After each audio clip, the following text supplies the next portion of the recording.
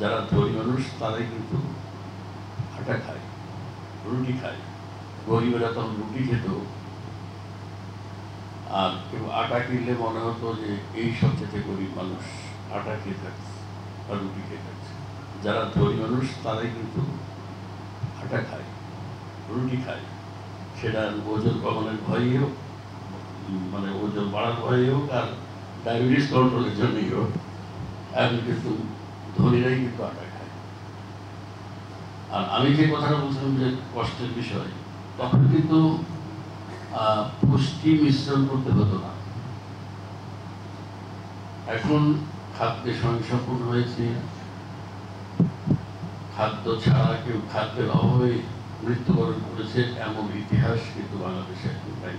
আমরা যত বেশি চাউল চকচকে খাই, 5টা ছাঁটাই দেওয়ার পরে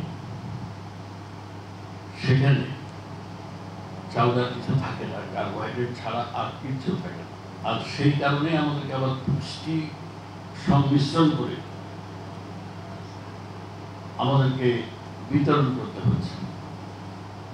অবশ্য ব্যবসায়িকদের ব্যবসা বেড়েছে। আমরা ছাঁটাইয়ের 5টা ছাঁটাইয়ের যখন পরে চাউলটা চকচক করতে যায়, তখন কিন্তু শুধু ছাঁটাই করলেই হয় না, এটাকে পিচ্ছিল করতে হবে। Saline water drop by drop দিতে হয়, আর না হলে ইউরিয়া সার গুলে ওই স্যালাইন যে ইয়াটা আছে, ব্যাগটা আছে, সেই ব্যাগের মধ্যে ভরে ওই এক ফোঁটা করে পড়তে থাকে, পালিশ হতে থাকে। আমরা সেই চাউল খাচ্ছি। অতএব এই ছাঁটাইটা আমরা বন্ধ করতে চাই। আগে যেমন আমরা চাউলের রংটা খেতাম, গন্ধ চাউল না, আগে মায়েরা বা বাড়ির চাকর বাকররা ধান সিদ্ধ করে ওই কোথায় একটা হাউসকিং মিল আছে, চাউল ছাঁটাই করতে, সেখানে নিয়ে যায়, এক ছাঁটাই নিয়ে চলে আসতাম, সেই চাউলই কিন্তু আমরা খেতাম না। অথচ এখন 5 ছাঁটাই চাউল খেতে হবে কেন? যার কারণে আমরা সিদ্ধান্ত নেব 2 ছাঁটাই বা 3 ছাঁটাই বেশি দিতে পারবে না, যাতে পুষ্টিমানটা থাকে।